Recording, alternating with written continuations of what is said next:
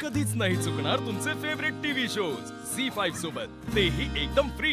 चंदन thanks यार. अरे thank you. नाही तू खूप मोठं काम केलंस. सगळ्यात आधी शिवाला शांत केलंस. ठीक आहे रे, सध्या चिडली आहे ती, पण तिच्या रागात सुद्धा काळजी आहे, एवढं नक्की. नाही रे, सगळ्यात महत्वाचं म्हणजे रॉकी संपदाला सपोर्ट करणारं कोणीतरी हवं होतं आणि तू त्यांच्या पाठीशी उभा राहिलास खंबीरपणे आणि तू ते केलंस त्याबद्दल थँक्स. अरे काय बोलतोय साशू? हे बघ, तुला माहिती आहे का की या गँगने, शिवाने, या सगळ्यांनी माझ्यासाठी खूप काही केलंय रे, तर मी त्यांच्यासाठी एवढं करूच शकतो ना. थँक्यू काय त्याच्यात? अरे फक्त तेवढ्यासाठीच नाही थँक्यू. तुझं नसतास आज मी आणि शिवा नक्कीच एकत्र नसतो.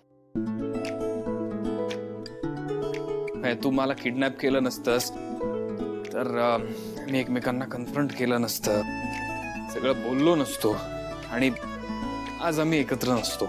सो त्याबद्दलही थँक्स. बरोबर आहे चंदन, माझ्यासोबत कोणी नव्हतं तेव्हा तू होतास. थँक्यू त्यासाठी. अरे बस करा दोघं, काय चाललंय? बस काय करा, खरंच आहे तू आहेस ना म्हणून खूप गोष्टी झाल्यात, त्यामुळे खरंच थँक्स. हो अरे, तू स्वतःमध्ये पण केवढे बदल केलेस. बहिणीचा नवरा म्हणून तिला त्रास देणार म्हणून मला खूप राग यायचा तुझा, पण तुझ्यातला माणूस हळूहळू कळायला लागला आणि आज पण तू सांभाळून घेतलास. थँक्यू. पण शिवा, मी हे म्हणत होतो की तू प्लीज गँगला सुद्धा समजून घे.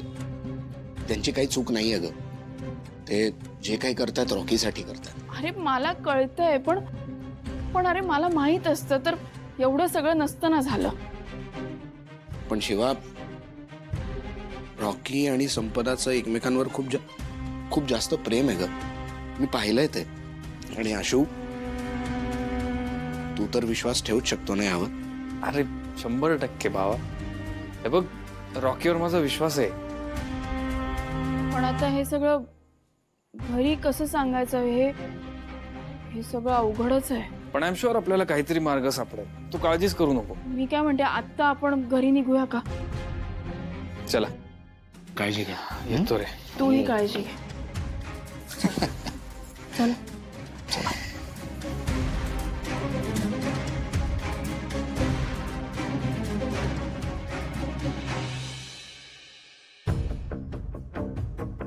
आशू, भाऊ तुम्ही भाऊ, तुम्ही झोपला नाहीत? नाही झोपलो. तुम्हाला बराच उशीर झाला रे, तुमची वाट बघत होतो मी. मला खूप काळजी वाटते रे. आम्ही वस्तीमध्ये होतो, गॅरेजवर गेलो होतो, पाना गँगला भेटलो. तिथेही तीच परिस्थिती आहे, काही वेगळं नाहीये, नाही का? होणारच ना. रॉकी एकटा आहे, त्याच्या घरचं कोणी नाही. झी5 ॲप डाउनलोड करा आणि पहा सर्व एपिसोड्स एकदम फ्री.